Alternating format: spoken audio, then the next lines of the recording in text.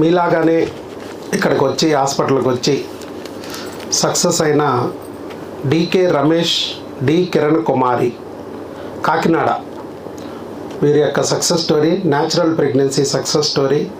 వీళ్ళ వయసు, భర్త వయసు 39 ఇయర్స్, భార్య వయసు 36 ఇయర్స్. బయట అంతా ఐవీఎఫ్లు అంటున్నారు, నో గ్యారెంటీలు అంటున్నారు. అలా కాదు, ఏదో చిన్నపాటి ఉద్యోగం చేసుకుంటున్నాం మనం, రెక్కాడితే కానీ డొక్కాడిన మనకి మరి ఇలాంటి అంటే కష్టం కదా అని సింపుల్గా, న్యాచురల్గా కేవలం మందులతో ప్రెగ్నెన్సీ తెప్పించుకునే మార్గం ఏమీ లేదా అని యూట్యూబ్లో సెర్చ్ చేస్తూ మన గురించి తెలుసుకుని మన దగ్గరికి ఇక్కడికి వచ్చారు. వచ్చిన తర్వాత ఏం జరిగింది, చిత్ర విచిత్రాలు జరిగాయి. ఏమిటి ఆ చిత్ర విచిత్రాలు అనేది వారి నోటి మాటగా విందాం. ఫైనల్గా ప్రెగ్నెన్సీ పొందారు. పొందేదానికి ముందు ఏం జరిగినాయి అనేది వింటే ఆయన అనుభవాలు మీకు కూడా ఉపయోగపడతాయి. ఆయన చేసిన తప్పులు మీరు చేయకోకుండా జాగ్రత్త పడి డైరెక్ట్గా ప్రెగ్నెన్సీ పొందడానికి, మరింత వేగంగా, మరింత త్వరగా పొందడానికి అవకాశం ఉంటుంది.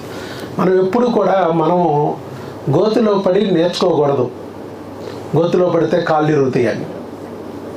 ఎదుటివాడు గోతిలో పడితే కాళ్ళు ఇరిగినాయి కాబట్టి ఆ గోతిలో పడుకోకుండా పక్క నుంచి వెళ్ళడం ఎలా అనేది అతని అనుభవాల నుంచి మనం నేర్చుకుని ఆ గోతిలో పడకుండా జాగ్రత్త పడాలి. ఇది ఇక్కడ కూడా ఇంతే. రమేష్ గారు, మీరు చాలా దూరం నుంచి వచ్చారు, కాకినాడ నుంచి. నేను చదివిన ఊరు Kakinada, Rangaraya medical college student నేను. కళలకి కానాచి కాకినాడ, కాజాకి ఫేమస్ కాకినాడ. మరి అలాంటి కాజా లాంటి రమేష్ వచ్చాడు. రమేష్ని అడిగి తెలుసుకుందాం. చెప్పండి, మీరు మైక్ తీసుకోండి. నా గురించి ఎలా తెలిసింది మీకు? అందరికీ నమస్కారం అండి, డాక్టర్ గారికి కూడా నమస్కారం.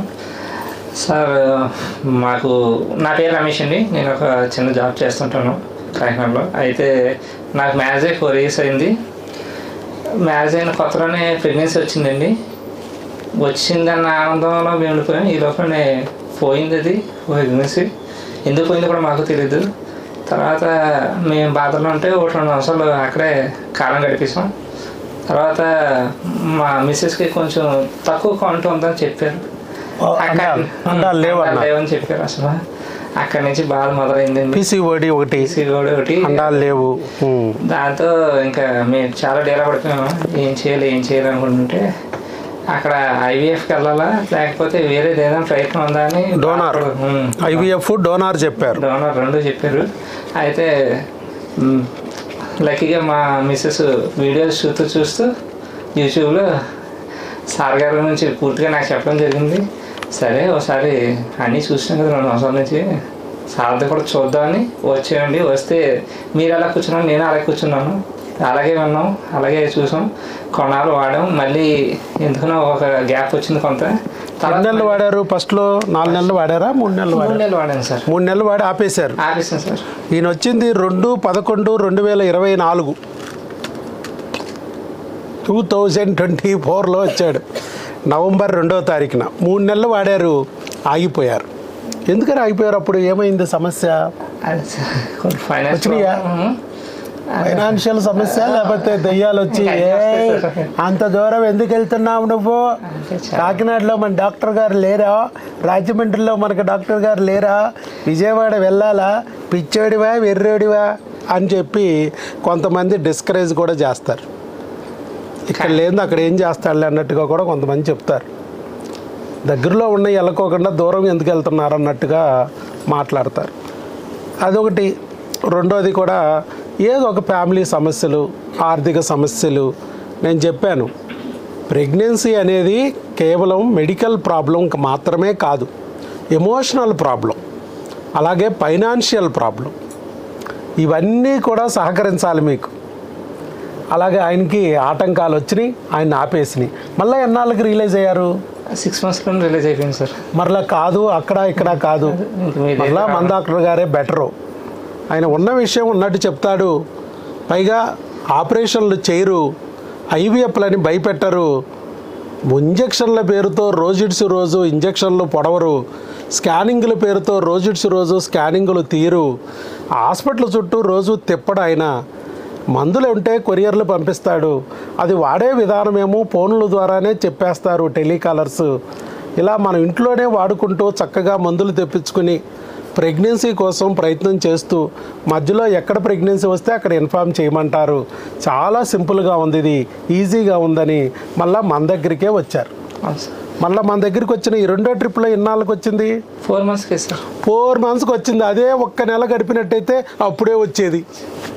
మళ్ళా మొదలే స్టార్టింగ్ నుంచి స్టార్ట్ అయింది. మళ్ళా పేక మేడల్లో పేక లాంటిది ఇది. ఎక్కడ కానీ నువ్వు బెసికావా మళ్ళీ మొదలుకు వస్తుంది. ఒక్క ప్యాక్ కానీ తేడా వచ్చిందంటే మొత్తం కూలిపోయి మొదలుకు వస్తుంది. మరలా ఫస్ట్ నుంచి స్టార్ట్ చేయాల్సి వచ్చింది. మరలా ఇంతకుముందు వాడినట్టే ఫస్ట్ మంత్, సెకండ్ మంత్, తర్వాత 3rd month, 4th month మళ్ళీ వాడాడు. 3rd month వరకు వాడి 4th month వాడలా ఫస్ట్ టైం. ఆ 4th month వాడితే అప్పుడే అయిపోయింది. అక్కడ ఉందన్నమాట ఆయన సమస్య. 3 మెట్లు ఎక్కాడు, 4వ మెట్టు ఎక్కకుండా అయిపోయాడు. మళ్ళీ వెనక్కి దిగి వెళ్ళాడు. మళ్ళీ 3 మెట్లు ఎక్కి 4వ మెట్టు ఎక్కేటప్పుడు బిడ్డ అక్కడ ఉంది, చంకర వేసుకున్నాడు. అయిపోయింది, అప్పుడే వేసుకుంటే అయిపోయింది. సో మధ్యలో ఒక 1 year వేస్ట్ అయిపోయింది. సో ఇలా ఏది ఏమైనా మన గురించి తెలుసుకున్నాడు, వచ్చాడు.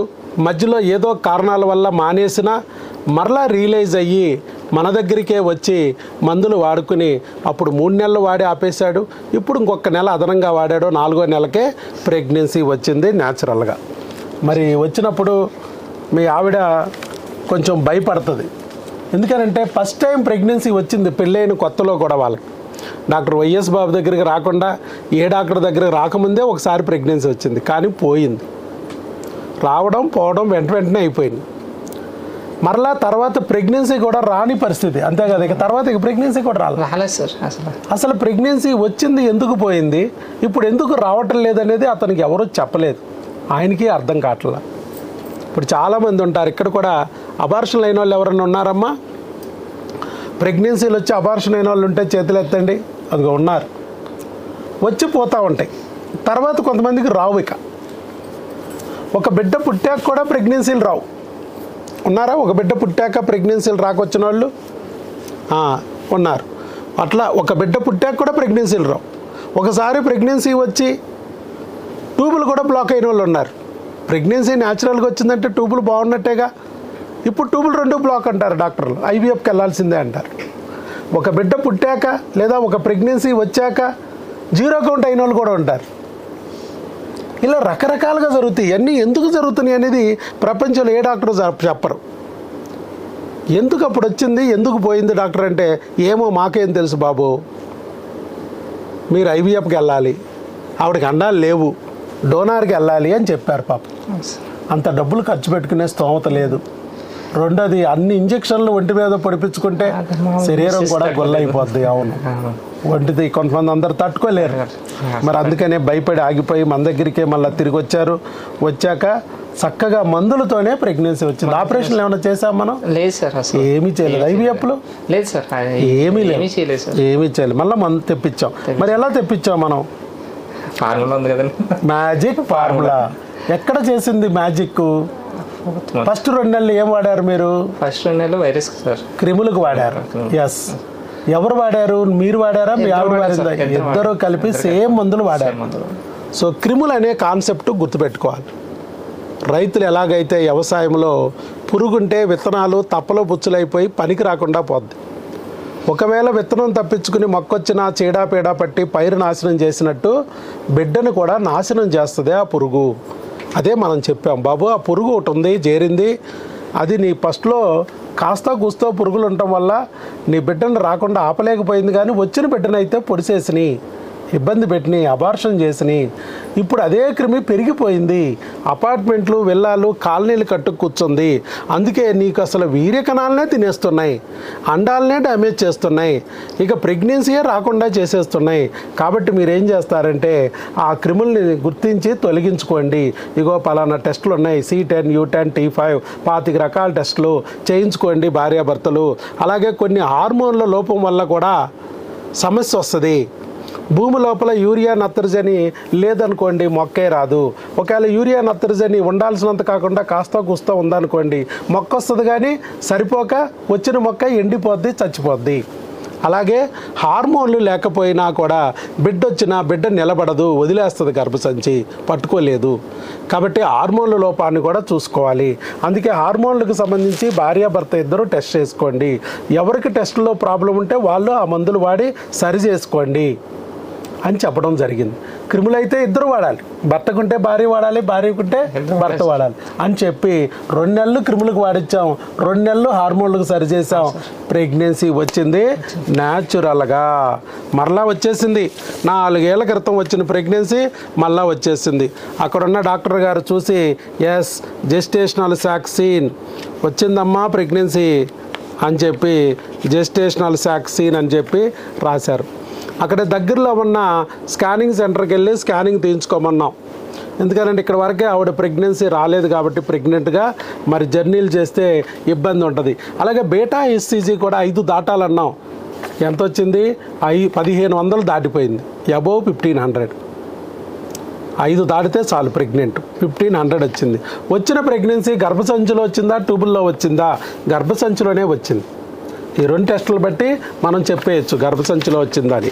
ఎందుకంటే ఇది గర్భసంచిలోనే ఉందని అక్కడ క్లియర్గా ఇచ్చారు. ఇక్కడ బొమ్మలు కూడా ఇచ్చారు, ఇదిగో గర్భసంచిలోనే ఉందమ్మా శాక్కు అని ఇచ్చారు. సో ట్యూబుల్లో కూడా కాదు, గర్భసంచిలో వచ్చిన ప్రెగ్నెన్సీ. కాబట్టి ఏం జరిగింది? మన క్రిముల కాన్సెప్ట్ కరెక్టేనా? కరెక్టే సార్, 100%. అది ఏ క్రిమి గురించి అయితే ఇంతకుముందు తెలుసుకోలేదో, ఆ క్రిమి బిడ్డని పొడిచేసి దక్కకుండా చేసిందో, మరలా ప్రెగ్నెన్సీ రాకోకుండా బిడ్డని రానివ్వకోకుండా అడ్డం పడిందో, అదే క్రిమిని గుర్తించి తొలగించడం జరిగింది భార్యాభర్తల ఒంట్లో నుంచి. ఏ హార్మోన్ అయితే లేక బిడ్డ ఎదగలేక వదిలేసిందో అదే హార్మోన్ని సరిచేసి మళ్ళా బిడ్డని ఎదిగేటట్టు చేయడానికే మందులు తీసుకెళ్ళడానికి రమ్మను. ఇప్పుడు అందుకే మందులు ప్రెగ్నెన్సీ రప్పించేసాం. క్రిమి వల్ల ఆగిన ప్రెగ్నెన్సీని ఇప్పుడు రప్పించేసాం. ఆ నిలబెట్టే బిడ్డని నిలబెట్టుకోవడానికి కూడా మందులు వాడాలి. అక్కడున్న డాక్టర్లకి క్రిముల గురించి తెలియదు, ఆంధ్ర తెలంగాణలో కాదు. కాకినాడలో ఎవరైనా చెప్పారా నీకు క్రిముల గురించి? చెప్పలేదు సార్. క్రిములు ఉంటాయి బాబు ఇలా అని, ఇన్ఫెక్షన్ గురించి ఎక్కడా చెప్పలా. కానీ ఇక్కడ మనం చెప్పాం. ప్రపంచంలో ఏ డాక్టర్ చెప్పని కూడా మనం ఇక్కడ చెప్పి టెస్టులు చేసి తొలగిస్తున్నాం. అందుకే ఎక్కడా రాని ప్రెగ్నెన్సీ మళ్ళీ ఇక్కడ వస్తాయి. ఇప్పుడు వచ్చిన ప్రెగ్నెన్సీని నిలబెట్టుకోవడానికి కూడా మనం కృషి చేయాలి. ఏ క్రిమి అయితే ఉందో ఆ క్రిముల పద్మవ్యూహంలో ఇప్పుడు బిడ్డ ఉంది.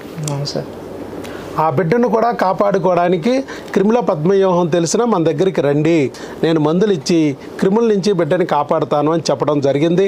వాళ్ళకి ఫోన్ చేసి టెలికాలర్లకు కాల్ చేసినప్పుడు ప్రెగ్నెన్సీ కన్ఫామ్ అయ్యా, ఇదిగో బ్లడ్ టెస్ట్ స్కానింగ్ రిపోర్ట్లు పెట్టారు, వాటి బట్టి ప్రెగ్నెన్సీ కన్ఫామ్, దాన్ని నిలబెట్టుకోవడానికి భార్య రావక్కర్లేదు, భర్త వచ్చి మందులు తీసుకెళ్ళండి అని చెప్పాం. భర్త వచ్చాడు.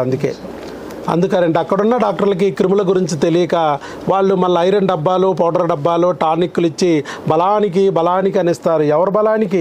మందుల షాప్ బలానికి, క్రిముల బలానికి ఉపయోగపడతాయి. మళ్ళీ ఆ బిడ్డను లాక్కుపోతాయి క్రిములు బలిసి. No use.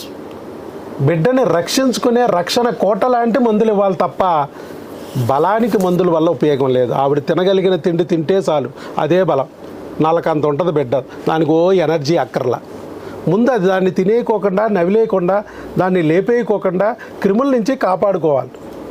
ఆ బిడ్డని ముందు రక్షించుకోవాలి. అలాంటి మందులు ఫస్ట్ 3 months ఇస్తాం, లేకపోతే 80% ప్రెగ్నెన్సీలు పోతాయి ఈ క్రిముల దెబ్బకి. 4th, 5th month అవకరాలు రాకుండా ఇస్తాం. 5 నెలలు మా దగ్గర వాడండి అని చెప్పడం జరిగింది. భార్య వస్తే ఇబ్బంది కాబట్టి అంత దూరం నుంచి భర్తను వచ్చి మందులు తీసుకెళ్ళమన్నాం. అందుకు ఆయన వచ్చారు. మరి ఇంకా ఏమన్నా చెప్పాలండి రమేష్ గారు? మా బ్రదర్స్ అందరికీ ఒకటే చెప్పాలి సార్, మనం ఎంతసేపు ఉన్నా సరే వైఫ్ అనేది చాలా ఇబ్బంది పడతారండి వేరే హాస్పిటల్కి వెళ్తే. కాబట్టి ఖచ్చితంగా మీరు ఎక్కడికక్కడ మంచి పని చేశారు, అది కూడా దేవుడు పంపించాడు. నేను దేవుడు ఫార్ములాని మాత్రం కంప్లీట్గా వాడమని కోరుకుంటున్నాను. ఇది ఒక్కటే మీ దగ్గర చెప్పింది. Thank you. Right, thank you sir. All the best అండి. మీరు పొందటమే కాకుండా మరి మధ్యలో కొంచెం దారి తప్పినా మళ్ళీ వెంటనే ట్రాక్లోకి వచ్చేసి మందులు వాడుకొని ప్రెగ్నెన్సీ పొందారు న్యాచురల్గా. అలాగే వాళ్ళకు కూడా కొంచెం ఉపయోగకరంగా ఉంటుంది అని చెప్పి వాళ్ళకు కూడా ముందుకొచ్చి వీడియో ఇచ్చినందుకు మీకు అభినందనలు రమేష్ గారు. రమేష్ గారికి, కిరణ్ కుమార్ గారికి మనం గట్టిగా చప్పట్లు కొట్టి అభినందిద్దాం. ఎందుకంటే వాళ్ళు కూడా మీలాగానే 4 ఏళ్ల పాటు అవమానాలు పొందారు, ఆవేదన చెందారు, కన్నీళ్లు కార్చారు, మౌనంగా రోధించారు. ఇన్నాళ్ళకి భగవంతుడు వాళ్ళ గట్టెక్కిచ్చాడు. వాళ్ళ గుండెని బాధను అర్థం చేసుకుని ఇక్కడికి రప్పించి అలాగే వాళ్ళకి ఆ బిడ్డని వాళ్ళ చేతుల్లో పెట్టడానికి భగవంతుడే పూనుకున్నాడు. అలా దేవుడికి ఇష్టమైన వ్యక్తుల్ని మనం కూడా లైక్ చేస్తే మనల్ని కూడా భగవంతుడు మరి ఏదో ఒక రోజు కనికరిస్తాడనే ఆశ, అంతకన్నా మించి ఏం లేదు. అందుకనే మీకు చప్పట్లు కొట్టించా. Thanks sir. అది మీరు పడిన కష్టాలకి real hero, you are real hero. All the best అండి. గర్భిణీ స్త్రీ ఆహారం ఆరోగ్యం ఈ బుక్ని ఇక నుంచి ఫాలో అవ్వాలి. అలాగే.